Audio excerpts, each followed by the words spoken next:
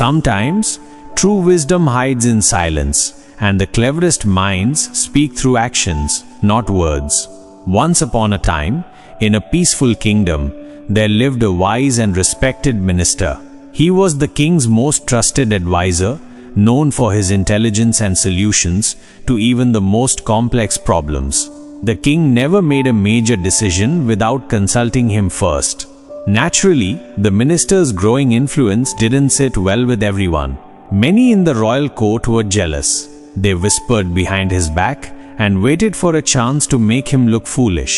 One morning, while sitting in court, the king chuckled and said, "You are undoubtedly the wisest man in this kingdom, but I have noticed something strange.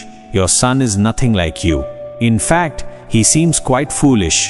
The minister, surprised and a little hurt, asked calmly, "My king, may I ask what makes you say that?" The king leaned back and replied with a grin, "Every morning when I visit the town square, your son is always there.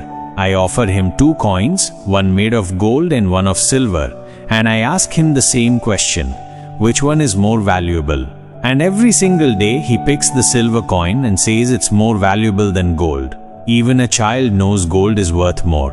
The entire court burst into laughter. The minister sat quietly, but his heart was heavy. Without a word, he left the court and went straight home. When he reached home, he called his son and asked, "Son, tell me honestly, which is more valuable, gold or silver?" The boy replied instantly, "Gold, of course, father." The minister looked at him, confused. "Then why do you tell the king that silver is more valuable? And why do you always pick the silver coin?" The boy smiled and led his father to his room. He pulled out a small wooden box and opened it. Inside, the box was filled with silver coins, dozens, maybe hundreds of them. The minister's eyes widened. "Where did you get all these coins?" His son looked up and said softly, "These are the coins I've collected from the king himself. Every morning he plays the same game. He holds out 2 coins, one gold, one silver, and asks me which one I want. I always pick the silver one, and he laughs and walks away. But why? Gold is more valuable. Why not take the gold just once and prove your intelligence?" The boy's answer left the minister speechless. He said, "Father, the moment I choose the gold coin, the game will end. The king will stop offering me a choice, and I'll stop receiving a coin every day. By choosing silver and pretending to be foolish, I've been collecting silver coins for months. One gold coin is valuable, but I've earned much more by being patient and quiet." He paused and added, "The king laughs because he thinks I'm a fool.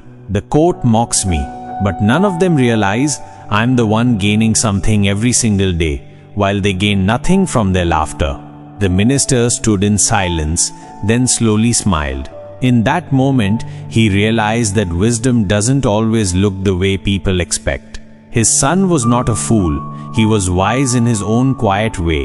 He had mastered the art of understanding people, playing along, and making the most out of a situation without arguing or proving a point.